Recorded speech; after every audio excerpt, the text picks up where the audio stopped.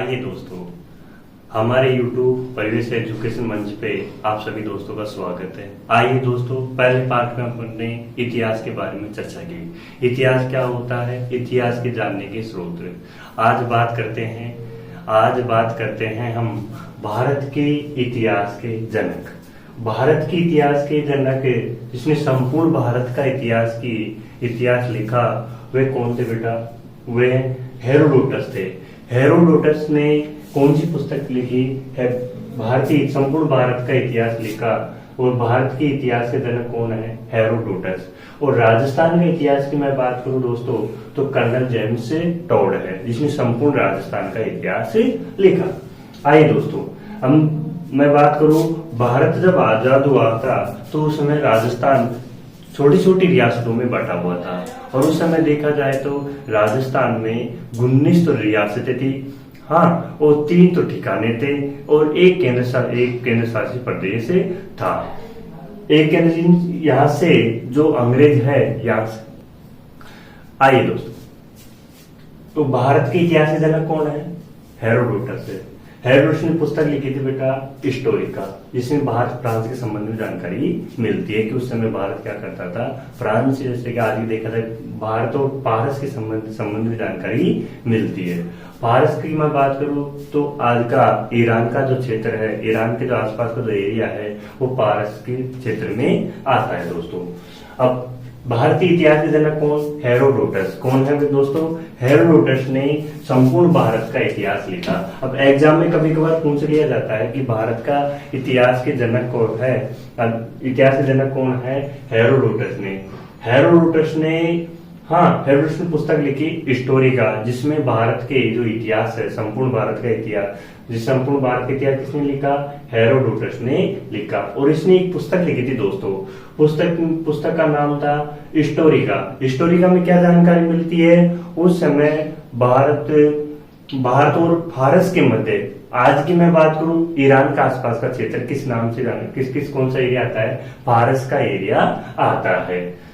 तो भारत इतिहास के जनक कौन? एग्जाम में आपको पूछ ले, भारत के इतिहास के जनक कौन है, तो आप क्या बताओगे दोस्तों? हेरोडोटस है। और राजस्थान के इतिहास के जनक कौन है दोस्तों? राजस्थान के इतिहास के जो जनक है, कर्नल जेम्स टोड है। कौन है दोस्तों? कर्नल जेम्स टोड है। और भारत जब आजाद होता है दोस्तों, तो 15 अगस्त 1947 को आजाद होता है। और उस समय देखा जाए तो भारत संपूर्ण देशी रजवाड़ों में बटा हुआ था। और राजस्थान के बारे में चर्चा करें तो राजस्थान क्या है? 19 छोटी छोटी रियासतों में बटा हुआ था। तो 19 रियासतें, और जहां से अंग्रेज शासन चलाया करते थे, तो एक तो था दोस्तों केंद्र शासित प्रदेश था। एक तो कौन था? क्या था? एक तो केंद्र शासित प्रदेश था, जिसको अजमेर मेरवाड़ा कहा गया। मेरवाड़ा जो आज का जो क्षेत्र, ब्यावर के आसपास क्षेत्र को हम क्या कहते हैं? मेरवाड़ा क्षेत्र कहा जाता है। ये क्या था दोस्तों? उस समय केंद्र शासित प्रदेश था। कौन सा था? अजमेर मेरवाड़ा क्षेत्र। आज को हम अपन क्या कहते हैं? इसको मेरवाड़ा क्षेत्र को, ब्यावर के आसपास का क्षेत्र को हम क्या कहते हैं? मेरवाड़ा क्षेत्र कहा जाता है। 3 ठिकाने थे। ठिकाने कितने थे दोस्तों? 3 ठिकाने थे। पहला कौन सा था? नीमराणा। दूसरा कौन सा था? कुशलगढ़। तीसरा कौन सा था? लावा। नीमराणा कहाँ पड़ता है दोस्तों? अलवर में पड़ता है। कुशलगढ़ कहाँ पड़ता है? बांसवाड़ा में पड़ता है। और लावा कहाँ पड़ता था? पहले जयपुर में पड़ता था। और फिर वर्तमान की मैं बात करूं तो वर्तमान में जो लावा कहाँ पड़ता है? टोंक में पड़ता है दोस्तों। कहने का मतलब क्या है कि ये 3 ठिकाने थे जहां पर अंग्रेज अपना शासन चलाते थे। नीमराणा कहाँ पड़ता है? अलवर में। कुशलगढ़ कहाँ पड़ता है? बांसवाड़ा में। लावा कहाँ पड़ता है? जयपुर में। और प्रेजेंट टाइम में कहाँ पड़ता है? टोंक में। ठिकाने कितने? 3। हाँ, और फिर मैं बात करूं 3 ठिकाने, रियासतें कितनी थी दोस्तों? 19 रियासतें थी, क्योंकि उस समय राजस्थान छोटी छोटी रियासतों में बटा हुआ था। और छोटी छोटी रियासतों के छोटे राजा क्या करते, छोटे छोटे रियासतों पर अपना शासन चलाते थे, क्योंकि हमारा जो राजस्थान है उस समय छोटी छोटी रियासतों में बटा हुआ था दोस्तों। मेवाड़ मेवाड़ मेवाड़ रियासतें थी। मेवाड़ रियासत आज की देखा जाए तो उदयपुर रियासत है, उदयपुर रियासत, क्योंकि इसके बाद में इसका नाम क्या पड़ गया था, उदयपुर पड़ गया था। ठीक है दोस्तों। अब मेवाड़ रियासत में मेवाड़ रियासत पर किस वंश ने शासन किया, गुहिल वंश ने। गुहिल वंश ने, और इसी वंश को हम क्या कहते हैं, सिंसोदिया वंश कहा जाता है। क्या कहा जाता है दोस्तों, गुहिल वंश को ही हम क्या कहते थे, आगे जाके सिंसोदिया वंश कहा जाता है। और यह उपाधि गुहिल वंश के जो अंतिम शासक था उसने उपाधि धारण की थी। जैसे हमें सिंसोदिया के नाम से जाना गया था। और इसने गुहिल वंश की स्थापना कब की दोस्तों, 566 ईस्वी में गुहिल वंश की स्थापना की गई, जिसका संस्थापक कौन था दोस्तों, गुहिलादित्य था। कौन था दोस्तों, गुहिलादित्य था। तो आपको कोई पूछ ले, राजस्थान उस समय कितनी रियासतों में बटा हुआ था, 19 रियासतों में बटा हुआ था।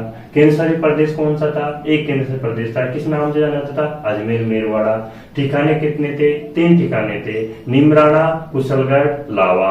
अलवर, वो निमराना कहाँ है, अलवर में है। कुशलगढ़ कहाँ है, बांसवाड़ा में है। लावा कहाँ है, जयपुर में है। वर्तमान में कहाँ है, टोंक में है। अब देखो दोस्तों, इन 19 रियासतों का हम जिक्र जब हम राजस्थान के एकीकरण पढ़ेंगे दोस्तों, तो राजस्थान के एकीकरण में इन 19 रियासतों का हम क्या करेंगे, जिक्र करेंगे। तो मेवाड़ किस रियासत में आता था, उदयपुर रियासत में आता था। बाद में इसका क्या नाम पड़ गया था, उदयपुर रियासत का। तो मेवाड़ रियासत में कौन कौन से क्षेत्र आते थे, मेवाड़ क्षेत्र में आते थे, देखो मेवाड़ रियासत में आते थे, देखो मेवाड़ हो गया, फिर उसके बाद में डूंगरपुर आता था, फिर उसमें बांसवाड़ा, तीसरा प्रतापगढ़। 4 रियासतें किसी में आती थी, मेवाड़ रियासत में आते थे। और इन 4 रियासतों पर किन राजाओं ने शासन किया, गुहिल वंश या सिंसोदिया वंश ने शासन किया। गुहिल वंश की स्थापना कब हुई, 566 ईस्वी में हुई। संस्थापक कौन था, गुहिलादित्य, है ना। वो तो ये डूंगरपुर, जो बांसवाड़ा, जो प्रतापगढ़ के जो राजा शासक थे, वे क्या करते थे, महारावल की उपाधि धारण करते थे दोस्तों। इन्होंने भी, मेवाड़ के जो राजाओं ने भी क्या किया था, मेवाड़ के राजाओं ने भी राहुल की राहुल की उपाधि धारण की थी। जिससे क्षेमकरण ने बाद में क्या करता है, क्षेमकरण ने राहुल की उपाधि धारण करता था कि मतलब क्षेमकरण ने महारावल की उपाधि धारण की, राहुल की उपाधि धारण की थी। महारावल की उपाधि किसने धारण की, डूंगरपुर, बांसवाड़ा और प्रतापगढ़ के शासकों ने धारण की थी। आइए दोस्तों, आज हम 19 रियासतों का जिक्र करते हैं, जिसमें अपने 4 रियासतों के बारे में तो पढ़ लिया गया है दोस्तों। तो मेवाड़ रियासत, मेवाड़ कौन कौन सी रियासत आती थी, डूंगरपुर आता था, बांसवाड़ा आती थी, प्रतापगढ़ आती थी। इसमें इन 4 रियासतों, मेवाड़ रियासतों किस वंश के राजाओं ने शासन किया, गुहिल वंश के राजाओं ने शासन किया। उसी वंश को किस नाम से जाना गया, सिंसोदिया वंश के नाम से जाना गया। कब स्थापना की गुहिल वंश की, 566 ईस्वी में। संस्थापक कौन था, गुहिलादित्य। अब बात करो मारवाड़ रियासत। मारवाड़ रियासत में आती थी, पहले मारवाड़ आता था, आज हम जोधपुर है, क्योंकि 1459 में जोधपुर की स्थापना हो चुकी थी दोस्तों। मारवाड़ किसने की थी, जोधपुर की स्थापना राव जोधा के द्वारा की गई थी दोस्तों। मारवाड़ में रियासत में आती थी मारवाड़ रियासत, बीकानेर रियासत और जोधपुर रियासत। क्योंकि आपको पता है दोस्तों, मारवाड़ रियासत से ही कौन सी रियासत अलग हुई थी दोस्तों, मारवाड़ रियासत से ही बीकानेर रियासत अलग हुई थी। और एक कौन सी थी दोस्तों, किशनगढ़ रियासत थी। कौन सी थी दोस्तों, किशनगढ़ रियासत थी। आज हम इसको मारवाड़ क्षेत्र किस नाम से जानते हैं दोस्तों, मारवाड़ को हम जोधपुर के नाम से जानते हैं। और उस समय देखा जाए तो मारवाड़ रियासत कौन कौन सी रियासत आती थी, मारवाड़, जिसमें मारवाड़ आता था, बीकानेर, क्योंकि मारवाड़ से कौन सा क्षेत्र अलग हुआ था, बीकानेर। फिर उसके बाद में कौन सा, किशनगढ़ क्षेत्र किससे अलग हुआ था, मारवाड़ से। और मारवाड़ रियासत से एक और रियासत कौन सी अलग हुई थी, बीकानेर रियासत दोस्तों। और मारवाड़ रियासत उस समय क्षेत्रफल की दृष्टि से सबसे बड़ी रियासतें थी। तो आए दोस्तों, एग्जाम कभी कभार पूछ लिया जाता है। पिछली बार पटवारी क्वेश्चन पूछा था कि पिछली बार पटवारी के में एग्जाम में पूछा गया था कि क्षेत्रफल की दृष्टि से सबसे बड़ी रियासत कौन सी थी। तो कौन सा आंसर आएगा बेटा? मारवाड़ रियासत। मारवाड़ रियासत में किस वंश के राजाओं ने शासन किया? राठौड़ वंश के राजाओं ने शासन किया, जो क्षेत्रफल की दृष्टि सबसे बड़ी रियासतें थी। मारवाड़ क्षेत्र कौन कौन क्षेत्र आते थे? मारवाड़ आता था, बीकानेर आता था, किशनगढ़ आता था, और इसी क्षेत्र को 1459 में राव जोधा के द्वारा जोधपुर की स्थापना की गई थी। अब मैं बात करूं कोटा, उसके बाद फिर आगे बढ़ते हैं दोस्तों। कोटा, बूंदी, झालावाड़। कोटा, बूंदी, झालावाड़। कोटा, बूंदी, झालावाड़ में हाड़ा वंशों ने शासन किया। किस वंशों ने शासन किया दोस्तों? हाड़ा वंश ने शासन किया। और झालावाड़ क्या थी दोस्तों? एक नवीन रियासतें थी। कौन सी रियासतें थी? नवीन रियासतें थी। फिर उसके बाद में मैं बात करूं सिरोही की, तो सिरोही में किस वंश ने शासन किया? देवड़ा चौहानों ने शासन किया। किसने शासन किया? देवड़ा चौहानों ने शासन किया। और फिर मैं बात करूं अपने जो जयपुर की मैं बात करूं, तो जयपुर को हम क्या कहते हैं? पहले आमेर रियासत के नाम से जाना जाता था। किस नाम से जाना जाता था? आमेर रियासत के नाम से। आज हम उस क्षेत्र को क्या बोलते हैं? उसी क्षेत्र को हम जयपुर कहा जाता है। पहले उस क्षेत्र को किस नाम से जाना जाता था? आमेर रियासत के नाम से जाना जाता था। देखो दोस्तों, आमेर रियासत में आमेर किस वंश के शासन किया? कछवा वंश ने शासन किया। किसने शासन किया? कछवा वंश के राजाओं ने शासन किया, जो अपने आप को भगवान राम के पुत्र कुश के वंशज बताते हैं। किसके वंशज बताते हैं दोस्तों? कुश के वंशज बताते हैं। फिर उसी के आगे की प्रक्रिया में अलवर रियासत आती है। अलवर रियासत में किस वंश ने शासन किया? नरुका वंश के राजाओं ने शासन किया। फिर उसी की मैं बात करूं आगे आती है करौली रियासत, और करौली के बाद में आती है जैसलमेर रियासत। अब करौली और जैसलमेर के राजा अपने यहाँ पर यादव वंश के राजाओं ने शासन किया। यह अपनी उत्पत्ति भगवान श्री कृष्ण से अपनी उत्पत्ति वंशज बताते हैं कि हमारी जो उत्पत्ति हुई है वह किससे हुई है? भगवान श्री कृष्ण के वंशज बताते हैं। पाल वंश, क्योंकि पाल वंश के राजाओं का संबंध भी किससे है? गायों से है। तो ये भी अपनी उत्पत्ति किससे बताते हैं? ये भी अपनी उत्पत्ति भगवान श्री कृष्ण से मानते हैं। और शाहपुर आती है दोस्तों, नीचे आपको दिख नहीं रही है। शाहपुर जो रियासत थी, शाहपुर रियासत थी दोस्तों। एक बार दोबारा समझा देता हूं दोस्तों। भारत इतिहास के जनक कौन? हेरोडोटस, जिसने संपूर्ण भारत का इतिहास लिखा। राजस्थान के इतिहास के जनक कौन? Colonel James Tod. कौन दोस्तों? Colonel James Tod. कौन से दोस्तों? Colonel James Tod. एक केंद्र शासित प्रदेश था उस समय, उसे किस नाम से जाना गया? अजमेर मेरवाड़ा के नाम से जाना गया। अब मेरवाड़ा का अर्थ क्या होता है? ब्यावर के आसपास को क्षेत्र को हम क्या कहा जाता है? मेरवाड़ा क्षेत्र कहा जाता है। क्या कहा जाता है दोस्तों? मेरवाड़ा क्षेत्र कहा जाता है। किस क्षेत्र के आसपास को? ब्यावर के आसपास के क्षेत्र को मेरवाड़ा क्षेत्र कहा जाता है। ठिकाने कितने थे? 3 ठिकाने थे। पहला कौन सा था? निमराना। दूसरा कौन सा था? कुशलगढ़। तीसरा कौन सा था? लावा। तो निमराना कहाँ पड़ता है दोस्तों? अलवर में पड़ता है। कहाँ पड़ता है दोस्तों? अलवर में पड़ता है। कुशलगढ़ कहाँ पड़ता था उस समय? बांसवाड़ा में पड़ता था। तीसरा लावा उस समय कहाँ पड़ता था? जयपुर में। वर्तमान में कहाँ पड़ता है? टोंक में पड़ता है। कहाँ पड़ता है दोस्तों? वर्तमान में टोंक है। तो ये तो क्या हो गए भाई? ये तो हो गए, एक तो हो गया केंद्र शासित प्रदेश, किस नाम से जाना? कौन सा क्षेत्र किसको कहा गया? अजमेर मेरवाड़ा क्षेत्र को कहा गया दोस्तों। ठिकाने कितने?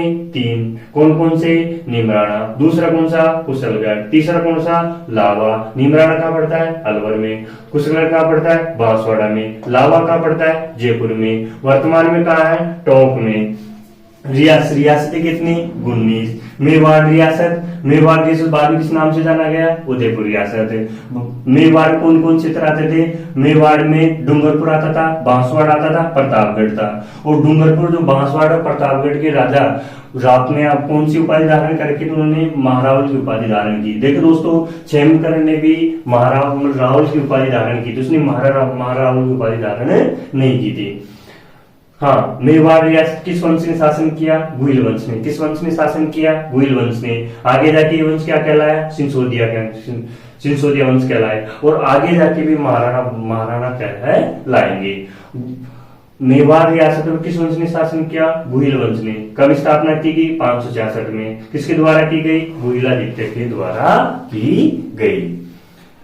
मारवाड़ रियासत में कौन कौन क्षेत्र किस वंश ने शासन किया, राठौड़ वंश ने। किस वंश ने शासन किया दोस्तों, राठौड़ वंश ने। किसने शासन किया, राठौड़ वंश में। राठौड़ वंश मारवाड़ कौन कौन क्षेत्र थे, मारवाड़ आता था, बीकानेर आता था, किशनगढ़। और इस क्षेत्र को बाद में किस नाम से जाना गया, जोधपुर के नाम से जाना गया। किस नाम से जाना गया, जोधपुर के नाम से जाना गया। मारवाड़ रियासत, बीकानेर रियासत, किशनगढ़ रियासत। मारवाड़ रियासत, बीकानेर रियासत, किशनगढ़ रियासत। किस वंश ने शासन किया, राठौड़ वंश ने शासन किया। किस वंश ने शासन किया, राठौड़ वंश ने शासन किया।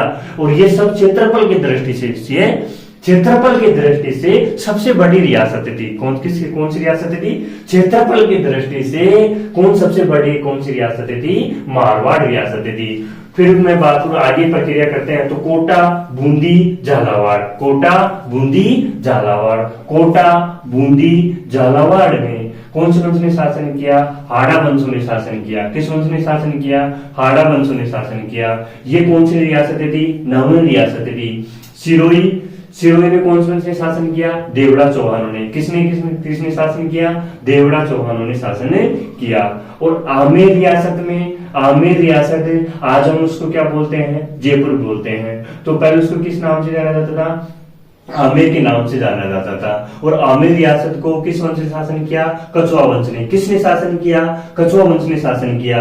अलवर रियासत पर किस वंश ने शासन किया, नरुका वंश ने शासन किया। किसने किया, नरुका वंश ने शासन किया। और जैसे करौली है और जैसलमेर है, करौली है, जैसलमेर में यादव अपने आप किसके वंश किसका वंशज बताते हैं, यादव वंश के बताते हैं। करौली में पाल वंश से, यादव वंश से, क्योंकि ये भगवान श्री कृष्ण को अपना वंशज बता, मतलब अपनी जो उत्पत्ति किससे मानते हैं, भगवान श्री कृष्ण से अपनी उत्पत्ति मानते हैं। आइए दोस्तों, उसके बाद में शाहपुरा रियासत सबसे छोटी रियासत थी उस समय। कौन सी सबसे छोटी, एग्जाम पूछा जाता है राजस्थान में सबसे छोटी रियासत कौन सी थी, शाहपुरा थी। कभी कभार छोटी मोटी जो एग्जाम होती है, जैसे राजस्थान पुलिस है, हाँ, और राजस्थान पुलिस है, जैसे लेवी स्टैंड है, इन चीजों में, इन एग्जामों में क्वेश्चन पूछ लिया जाता है कि राजस्थान में सबसे छोटी रियासत कौन सी थी, शाहपुरा थी। कभी कभार ऐसे पूछ लिया जाता है कि राजस्थान में जाट रियासत कौन सी थी, जैसे बड़पुर हो गई, धौलपुर हो गई, ने जाट वंश ने शासन किया। हाँ, ये कभी कभार ऐसे पूछ लिया जाता है राजस्थान की एकमात्र मुस्लिम रियासत कौन सी थी, टोंक थी। इसके संस्थापक कौन थे, इसके संस्थापक थे अमीर खां पिंडारी थे। कौन थे दोस्तों, अमीर खां पिंडारी। ठीक, अमीर खां